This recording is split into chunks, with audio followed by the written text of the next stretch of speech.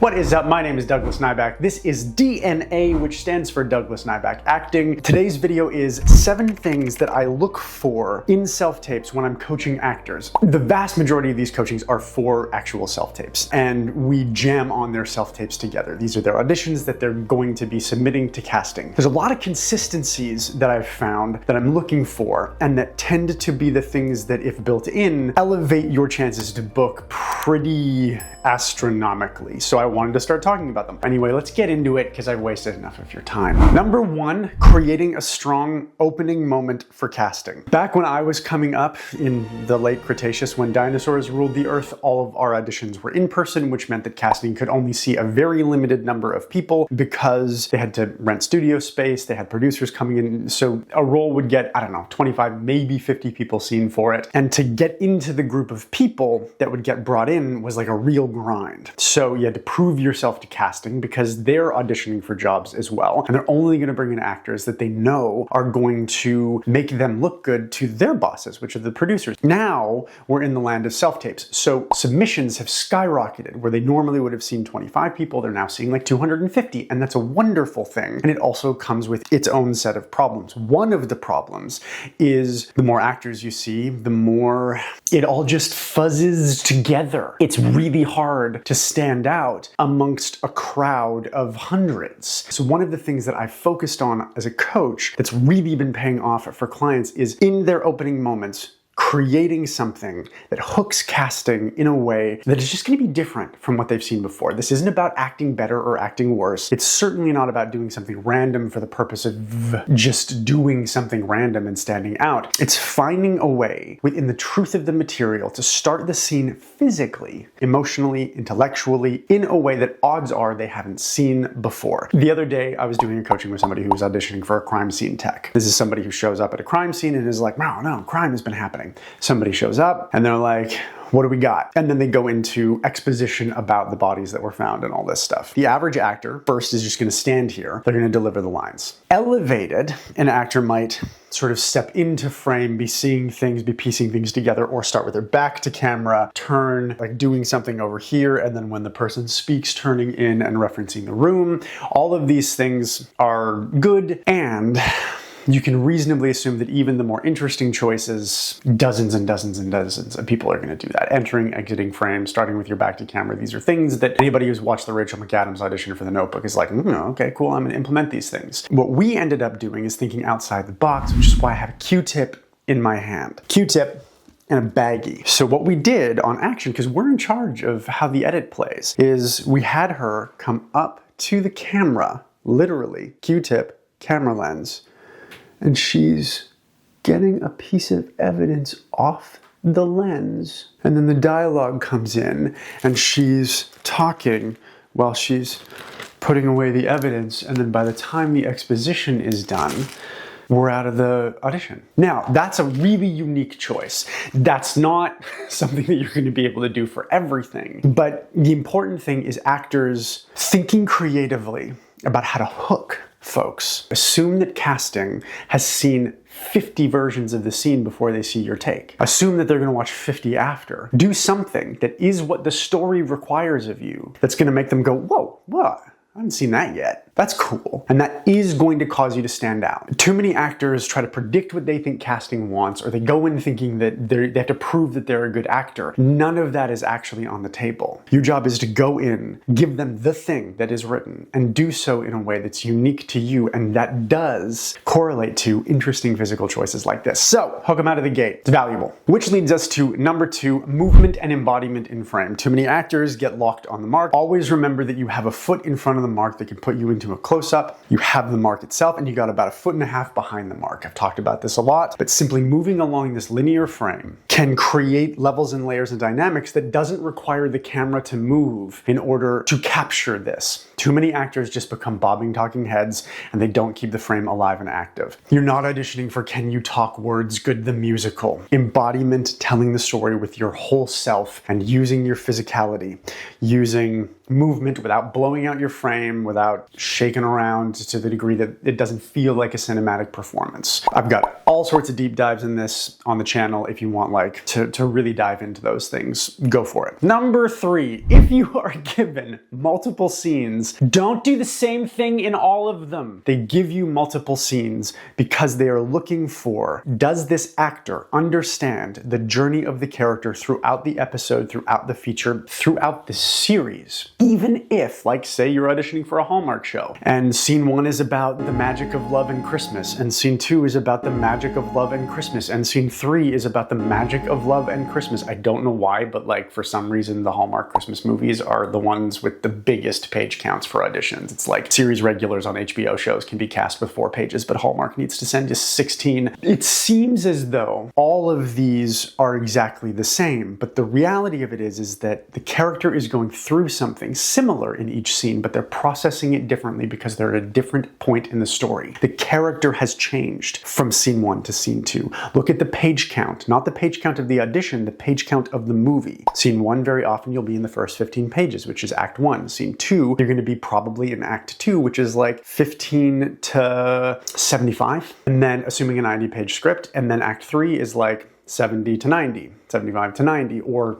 further if it's a longer script than that. That means that the character has experienced a tremendous amount of life. Movies and television shows are all about the value changes in characters. What I mean by that is the changing of values. Hallmark is a great example. I begin my journey as a young woman who just wants to be good at business and businessiality in business town, and then I go to, my grandmother dies, and I'm like, now I gotta go back to my hometown where everything's Christmas. And you go there and you start to realize that there are things here that you value and you miss, and you meet somebody who's handsome and you want to, love them, but you can't because you got to go business. The change has happened. The value system that the character has is shifting. And so even if they're experiencing the same problem in scene 2, they're experiencing it differently. And then by scene 3, they've changed even more. So if all of your scenes are the same, it's because you're not looking at your text correctly. Everything should be different. And when it comes to series, this is doubly true, because if you're given 3 scenes, 2 or 3 scenes, not only do you get to show, hey, I get the character's journey through the episode, but if you're a recur or like a recurring guest or a series reg, you're showing, hey, I have an idea of where this character is going through the entirety of this arc. And I'm going to show you as much of what I can do within that arc as possible. So very often auditions are far more interesting than the scenes that actually play out on the day, because they're so much more saturated with choices. And of course they are. The camera never cuts away from us. Do yourself a favor,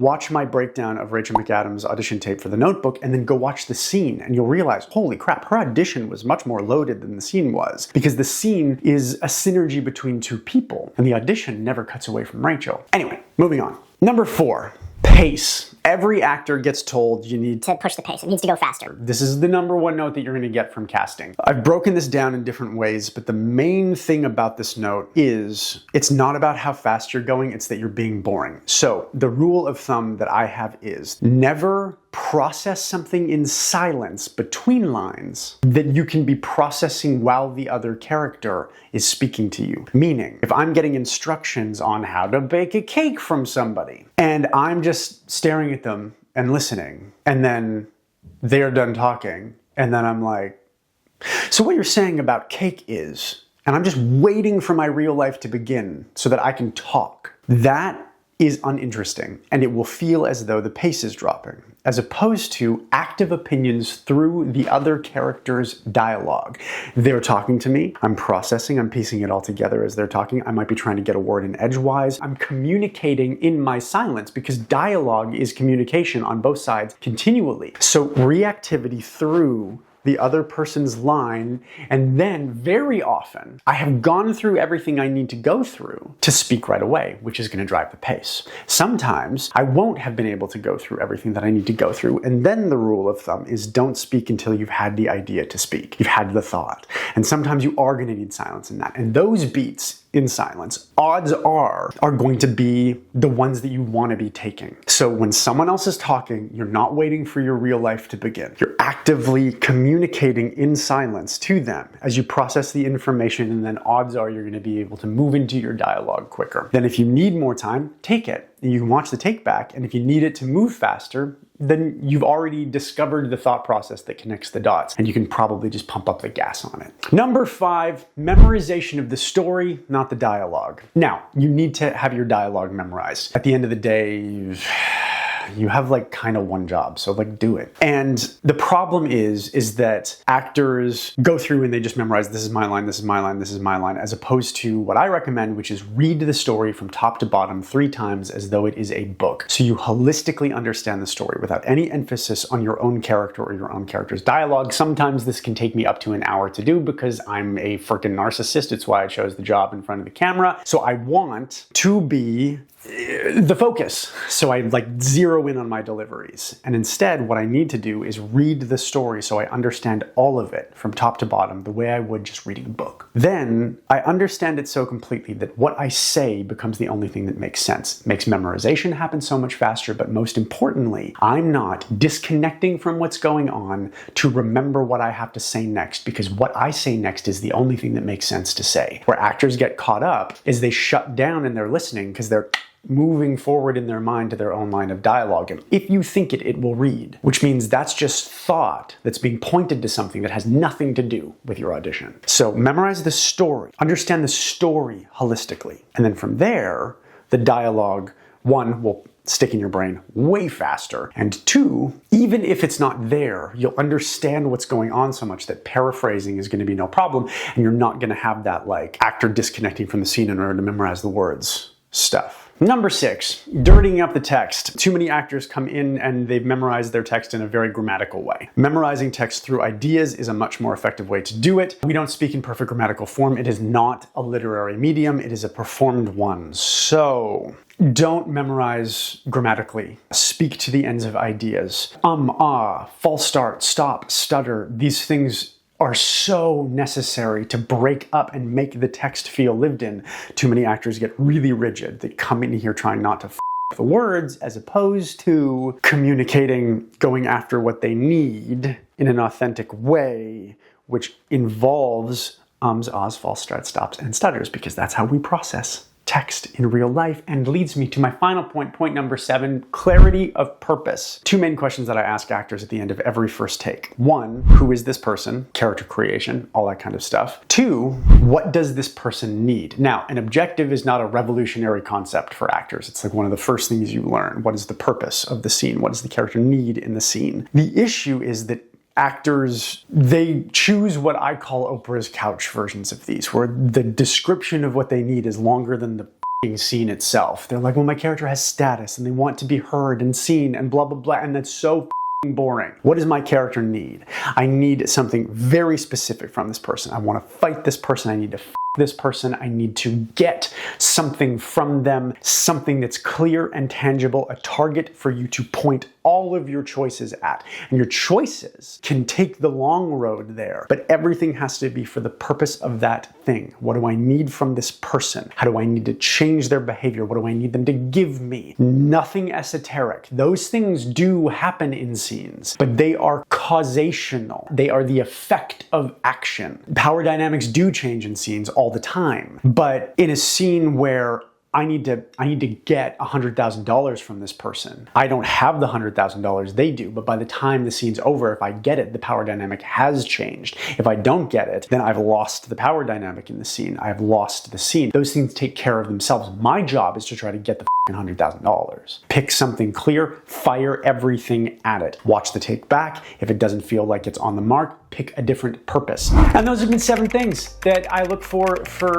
my clients when we're self-taping, and it makes them much more bookable. I hope you found this helpful. Please click like and subscribe. I know that every YouTuber asks you to do that. Favorite if you really liked it. Turn on notifications. Tell your friends if this video was helpful to you and you have actor friends, share it with them. If you really want to support us, you can check out our Patreon, a bunch of online acting courses that teach you literally everything you need to know to craft a bookable audition, or you can go over to my website, dnybackAct.com, to check them out. Follow us on socials at dnybackAct. Appreciate your faces so very much. Have a lovely rest of your day, and go be people.